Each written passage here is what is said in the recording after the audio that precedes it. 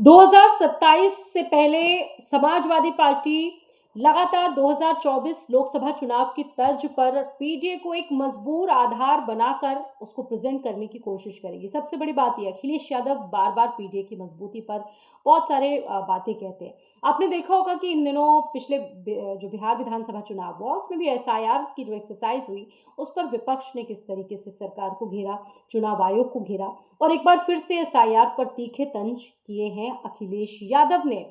इस बार सपा मुखिया अखिलेश यादव ने एसआईआर को लेकर कहा है कि बीजेपी जहां पर जीत नहीं रही है वहां पेन ड्राइव से वोट भेजे जा रहे हैं। लोकसभा में हारने के बाद मुस्लिमों और सपा और पीडीए का वोट काटने की तैयारी में चुनाव आयोग है। ये चुनाव आयोग की विश्वसनीयता पर तीखा सवाल है।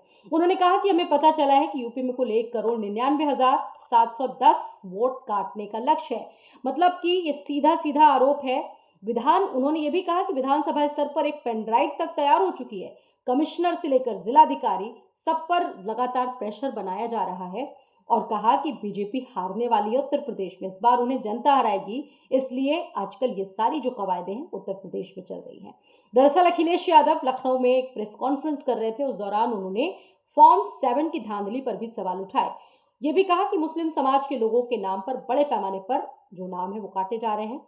बीजेपी के मंडल अध्यक्ष और बूथ वाइज बीएलओ को पेन ड्राइव दी गई है और चुनाव आयोग को लिखित शिकायतें दी जा रही हैं।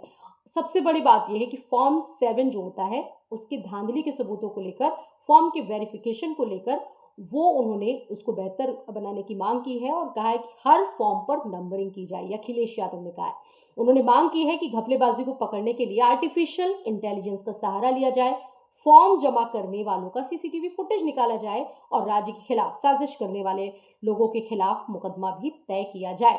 ये अखिलेश यादव ने मांग की है ताकि चुनाव पूरी तरह से पारदर्शी बन सके, निष्पक्ष बन सके और एक तरह से जो अकाउंटेबिलिटी है वो फिक्स हो, जवाबदेही फिक्स हो।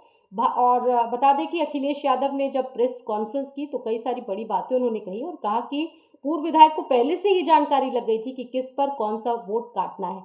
अखिलेश यादव बोले कि हमें शिकायत मिली है कि जानबूझकर मुस्लिम मतदाताओं के नामों को काटने की साजिश रची जा रही है। जो बीएलओ हैं उन्हीं का वोट काट दिया गया है।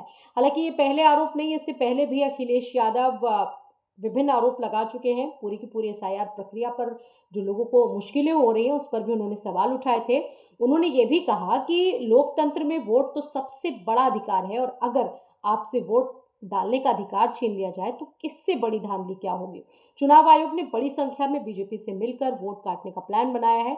लोगों का कहना है कि फॉर्म 7 के प्रिंटेड आ रहे हैं, दस्तखत नहीं है, बीएलओ हताश है, निराश है, उन्हीं का वोट काटा जाएगा।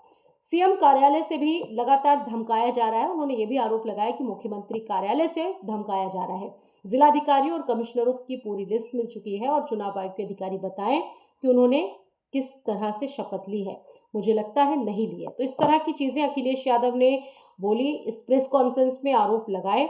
अब सबसे बड़ी बात यह है कि उन्होंने कई जिलों का जिक्र भी किया जिसमें चंदौली, सुल्तानपुर, गोंडा से लेकर लखनऊ में गड़बड़ी के जो सबूत हैं वो उन्होंने बताए कि उनके पास सबूत तक है। उन्होंने कहा कि हमें कई जगह से गड़बड़ियों का सबूत मिला है। लखनऊ में दशरथ नाम के व्यक्ति पर 100 से ज्यादा लोगों का नाम काटने का आवेदन किया गया है।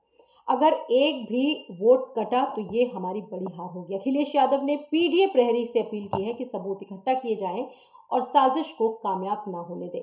एक भी वोट ना कटने पाए, एक भी वोट ना घटने पाए, ये हमारी पूरी कोशिश रहेगी।